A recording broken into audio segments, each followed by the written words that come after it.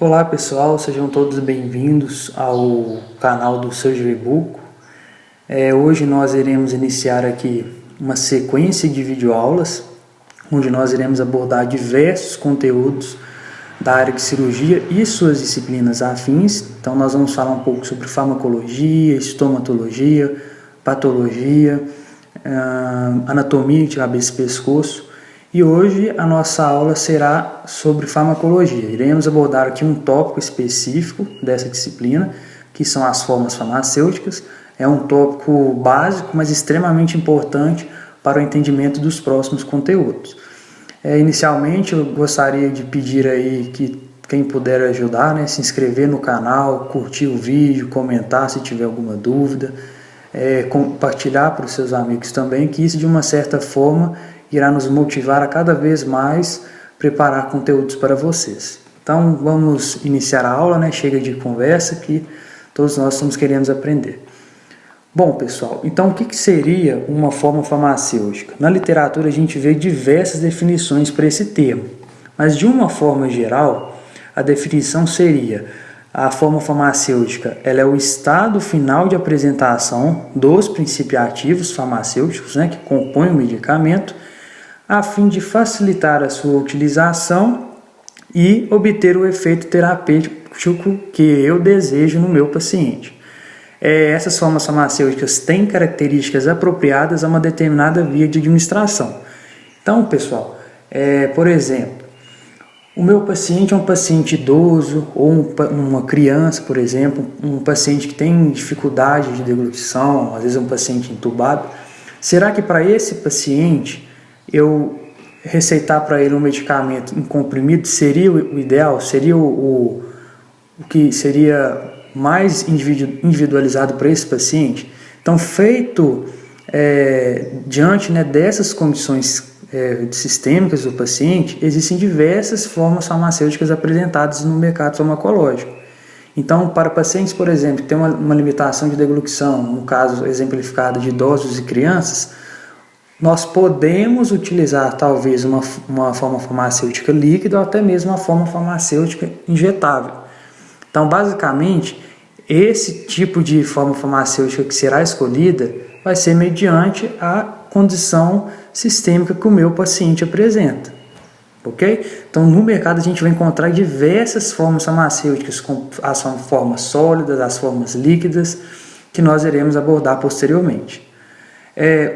As formas farmacêuticas elas são constituídas de alguns componentes principais. Então nós temos um coadjuvante terapêutico, que iremos discutir logo adiante. Temos também um coadjuvante farmacotécnico e também os estabilizantes ou conservantes, são os principais componentes.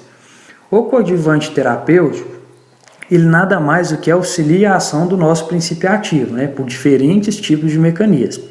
Um exemplo clássico de entendimento a todos seria a nossa solução anestésica local. Nós sabemos que a solução anestésica local é constituída de um sal anestésico, no caso exemplificado aqui temos a lidocaína, e temos também contida nela a epinefrina. Neste caso, a epinefrina ela estaria servindo como um coadjuvante terapêutico. Qual que seria o efeito dela? Esse vasoconstritor iria retardar a absorção do nosso anestésico para a corrente sanguínea, Consequentemente, eu iria diminuir ali tanto a possibilidade de toxicidade do meu medicamento, quanto também aumentaria a duração da anestesia. Então, neste exemplo clássico, nós teríamos como princípio ativo ali nosso sal anestésico e um coadjuvante terapêutico seria a nossa epinefrina. Outro componente nós temos, o coadjuvante farmacotécnico. De forma simplificada, ele basicamente tem como função facilitar a dissolução do meu princípio ativo no veículo recipiente que eu irei utilizar para compor minha forma farmacêutica. Ok? Temos também os estabilizantes ou conservantes. A finalidade desses dois componentes seria evitar ali alterações no meu medicamento. Então a gente está falando de alterações de ordem física, química ou biológica, além de também aumentar a estabilidade do nosso produto. Então ali eu vou estar impedindo o desenvolvimento de algumas reações químicas, como reação de oxidação, redução ou hidrólise, que iriam comprometer ali as características farmacológicas do meu medicamento.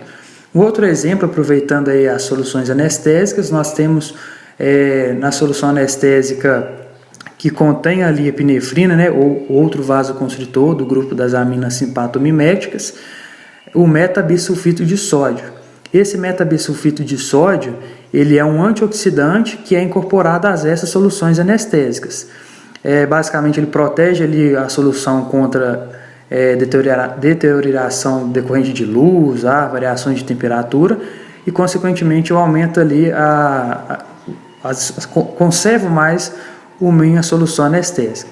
Existem casos na literatura de reações alérgicas frente a esse metabisulfito de sódio, principalmente pacientes asmáticos. Então tem pessoas que desenvolvem urticária, angioedema, mas isso aí é relacionado a cada tipo de paciente, ok? Os conservantes também são utilizados, então eles impedem ali a minha alteração produzida por alguns micro-organismos. O exemplo clássico de um tipo de conservante muito utilizado em ambiente hospitalar é a adição do metilparabeno, né, que tem uma substância que tem atividade bacteriostática, ok? Dando continuidade, então os componentes, além desses citados, ainda podem conter um corretivo.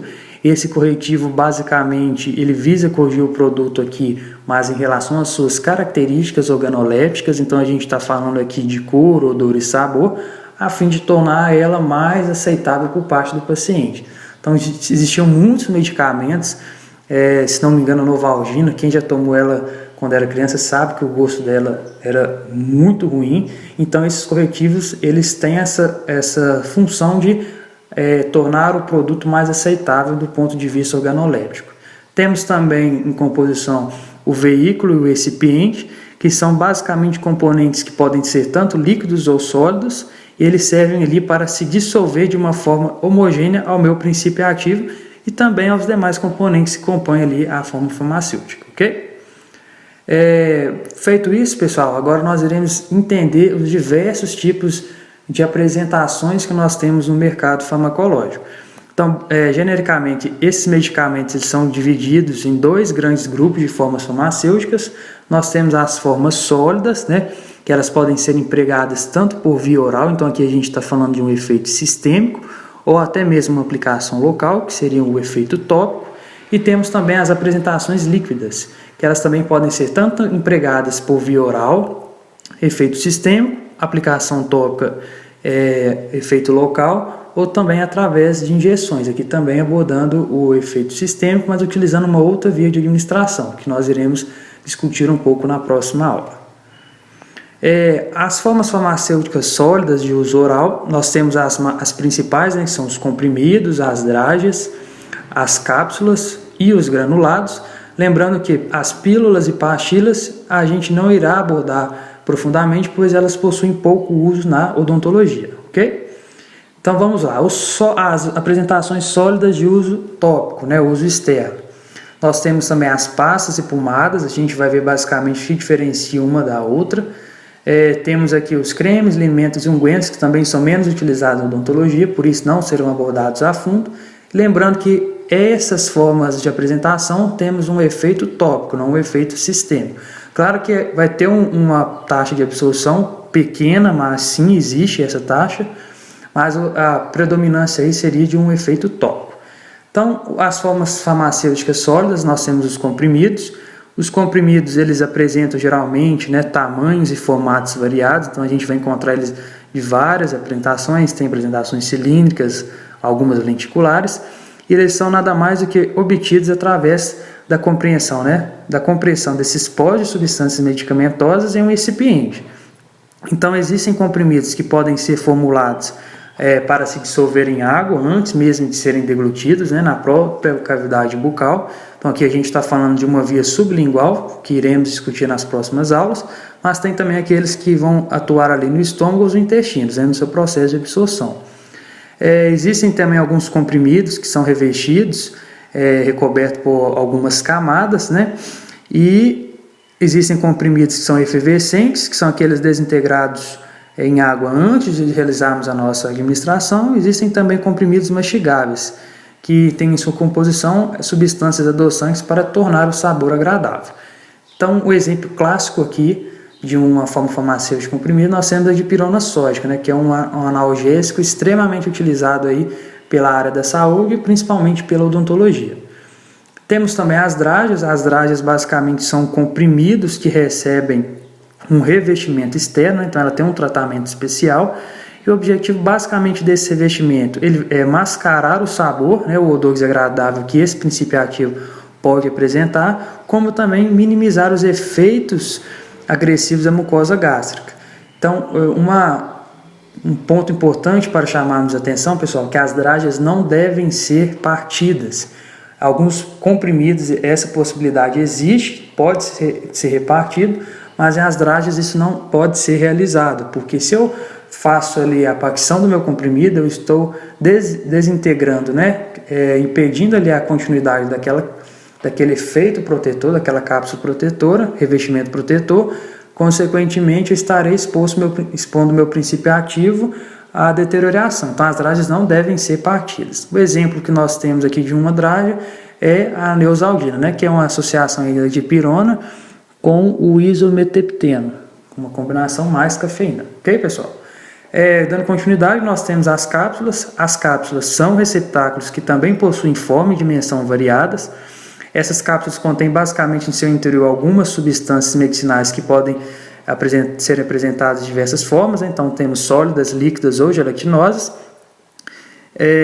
Temos também, elas podem ser de dois tipos, essas cápsulas. Então, a gente tem cápsulas gelatinosas, que tem uma consistência um pouco mais mole, e aquelas gastro-resistentes de consistência mais dura. E essas proteções, pessoal, justamente resistir ao ataque do suco gástrico, né? O meu medicamento proteger ele desse pH, de modo que eu garanto que a liberação dessa substância ativa, ela passe ali pelo estômago e comece a ser liberada no intestino. Então, por isso que essas cápsulas também não devem ser fracionadas. Assim como as drágeas, a gente não vai fracionar as cápsulas, ok? O exemplo clássico de uma cápsula, nós temos a amoxicilina, um antibiótico muito utilizado aí, né? Uma penicilina do grupo dos beta-lactâmicos. Ele é um medicamento bactericida que atua ali na inibição da síntese da parede celular. Nós teremos umas aulas específicas sobre antimicrobianos, ok, pessoal? É um erro muito comum que eu vejo em profissionais já formados, né, e alguns estudantes aí de odontologia, na hora de fazer a prescrição medicamentosa, colocar a amoxicilina como comprimido. Ela não é ofertada como comprimido, ela é uma cápsula. Então, aí uma atenção aí para vocês no que tange às prescrições. Temos também os granulados. Os granulados são fórmulas constituídas de um aglomerado. Então, eles contêm basicamente um ou mais princípios ativos em sua composição e são associados com recipientes sob a forma de grãos ou fragmentos cilíndricos. Então, basicamente é isso, ok, pessoal? Um medicamento que nós conhecemos, que é muito utilizado na forma de granulados, é a acetilcisteína, que é um medicamento utilizado para tratar as afecções da via respiratória, ok? Temos agora aqui as pomadas, as pastas e pomadas, né, que são formas semissólidas. Basicamente, a pomada ela é indicada para aplicação em peles ou em mucosas. Ela consiste basicamente de uma solução ou dispersão, onde a gente tem ali um ou mais princípios ativos contidos em uma base adequada. Geralmente ela não é aquosa, como nós temos um exemplo muito clássico, a triancinolona de acetonida, que é em hora base. Ela é um corticoide sintético, que é muito utilizado ali para o tratamento de úlceras na mucosa oral. Ok, pessoal? Ela tem essa apresentação em hora base justamente para ela tornar mais desejável no nosso ambiente que será aplicado, né? No caso, nas mucosas orais. Nós temos aqui também as pastas. A pasta nada mais do que uma pomada, mas ela contém a grande quantidade de sólidos, né, em pó em dispersão. Então a gente tem aqui pelo menos 25% de pó. E um exemplo muito característico das pastas é justamente a pasta do hidróxido de cálcio, que também é muito utilizado na odontologia. Então a diferença basicamente entre essas duas seria ali a concentração de pós, ok, pessoal? Agora entrando um pouco nas formas farmacêuticas líquidas, lembrando antes de iniciar aqui que nós também temos os supositórios, né, que são utilizados. Os supositórios eles são aplicados ali pela via retal, então a gente vai ter ali a absorção no final, né, pela veia cava inferior. mas também não tem muita utilização na odontologia. Ela é mais indicada para aqueles pacientes também que são incapazes de tomar o medicamento por via oral, né? Principalmente crianças. Voltando aqui às formas farmacêuticas líquidas, elas são apresentadas basicamente pelas nossas emulsões, temos também as suspensões e soluções, lembrando que a solução pode ser tanto por via oral ou também quanto via injetável. Então a gente está falando de duas vias, uma via interal e a parenteral que nós iremos abordar nas próximas aulas. As emulsões, ela nada mais é do que um sistema químico heterogêneo constituído por dois líquidos immiscíveis, né? Então não se misturam, geralmente é água e óleo. Na prática, as emulsões também não têm muita indicação na odontologia, por isso nós não iremos aprofundar tanto. Um exemplo aqui nós temos a simeticona, né, que é um medicamento utilizado para pacientes que têm desconforto gástrico, né? Então ali serve como o paciente tem muita formação de gases. Temos as suspensões ela é uma forma farmacêutica líquida, ela é composta basicamente de partículas sólidas, onde essas partículas estão dispersas em um veículo líquido, né? E essas partículas não são solúveis. Geralmente, todos os medicamentos em forma de suspensões, ele tem aquela orientação na embalagem, né? Para fazer uma agitação enérgica desse frasco. É uma maneira clássica das suspensões. O exemplo que nós temos aqui é a paracetamol de uso oral, né? Em forma de suspensão oral, muito indicada ali para pacientes que não têm uma habilidade de deglutição, né? Crianças usam muito esse tipo de medicamento. Temos os aerossóis. Os aerossóis, eles podem ser considerados como formas complementares das suspensões, onde ele é um sistema que ele é constituído por partículas sólidas ou líquidas, bastante divididas, mas aqui estão dispersas num gás. Geralmente, os aerossóis eles necessitam ali de algum meio para serem empregados. Então, a gente tem aparelhos chamados, né, os nebulizadores, vaporizadores, aquele aerossol dosificador. Então, a gente tem muito medicamento acompanhado a ele um sistema para administração. Então, a gente tem aqui um exemplo, a Aerodine, né, o salbutamol, que é muito utilizado para pacientes asmáticos, né, pela sua capacidade de broncodilatação, e aqui um sistema para facilitar a aplicação por parte do paciente. Temos aqui também ainda, continuando, né, as soluções, que é uma forma farmacêutica líquida, homogênea. Ela contém um ou mais princípios ativos que estão dissolvidos em um solvente adequado. Então a gente pode ter soluções onde a gente tem a dissolução de um sólido em um líquido ou até mesmo de um líquido em outro líquido. Eles são formados por um solvente mais um soluto miscível, ok? Esses solventes aí que são muito utilizados nas soluções, a gente tem a água, álcool etílico e glicerina, entre outros exemplos. Nós temos aqui as soluções administradas por via oral. Então, basicamente, são dois mais utilizados. Os xaropes são as formas farmacêuticas aquosas, então ela contém ali aproximadamente 2/3 de seu peso, né, em sacarose ou outros tipos de açúcares. Os xaropes, as vantagens basicamente dele ali é a correção de sabor desagradável do fármaco e até mesmo na sua conservação, né, tentar aí, quando for prescrever desse tipo de solução, orientar o paciente a realizar a higiene oral após a utilização, né, decorrente desses açúcares aqui que pode deixar o paciente mais suscetível às lesões cariosas.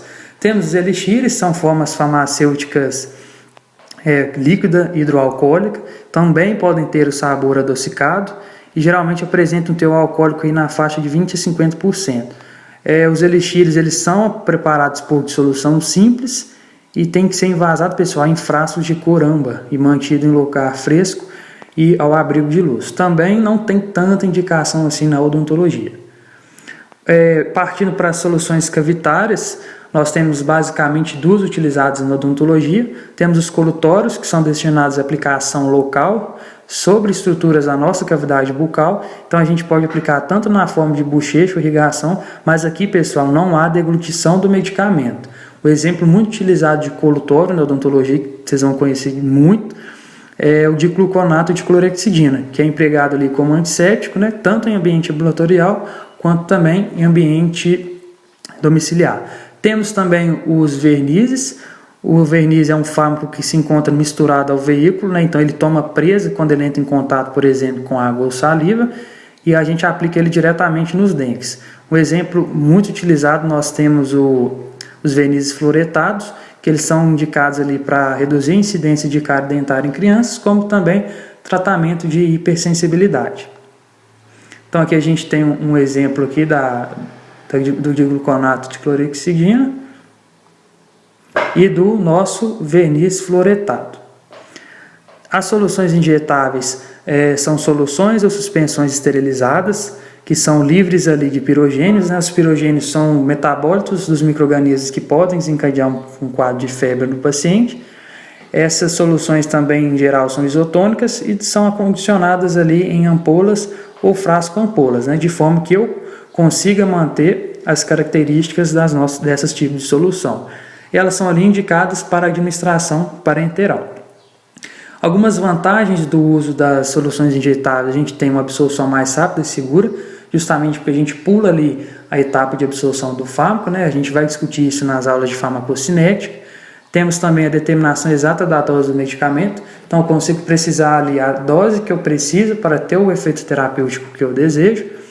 Elas têm biodisponibilidade de 100%, então a gente aqui não tem aquele problema do efeito de primeira passagem, né, da circulação enterohepática, que a gente vai discutir também nas aulas de farmacocinética. Elas não sofrem ação do suco gástrico, justamente porque elas não têm contato com o trato gastrointestinal, não agridem mucosa gástrica, com exceção de alguns anti-inflamatórios, que a gente vai abordar isso nas aulas de anti-inflamatórios, nas próximas aulas. Elas têm como algumas desvantagens a necessidade de asepsia rigorosa, então a gente tem que ter esse cuidado, né? O que não é tão observado assim nas vias de administração oral, por exemplo. A dor decorrente da aplicação, a gente sabe que isso é um incômodo para o paciente, né? O paciente tomar uma injeção ali, a gente entende muito esse lado deles. Temos também a dificuldade de autoadministração. Na maioria das vezes, isso aqui carece de um conhecimento, né, de aplicação um pouco maior. Então, na maioria das vezes, esses pacientes procuram um serviço de saúde para realizar essa administração. E temos também um custo geralmente maior. Então, a gente está falando aqui da parte onerosa dos medicamentos. Bom, pessoal, essa foi a nossa primeira videoaula. Espero que vocês gostem. Tentei aqui resumir o máximo possível, né? Essa parte é um conteúdo grande mesmo, tem uma carga teórica um pouco maior. Aqui são as referências bibliográficas que nós utilizamos. E quem quiser aprofundar um pouco mais no conteúdo, deixe nos comentários aí que eu passo algumas referências bibliográficas para vocês. Então, mais uma vez, eu peço aí que vocês dêem um apoio para nós, sigam nossas redes sociais, nós postamos muitos conteúdos lá para todo mundo que está aí na área de concurso público, né, como também na área acadêmica. Compartilhe aí o vídeo para nós, se inscreva no canal, curte, que isso tudo aí nos motiva cada vez mais a preparar conteúdos para vocês. Então, fico aqui, pessoal, até a nossa próxima aula. Fiquem com Deus.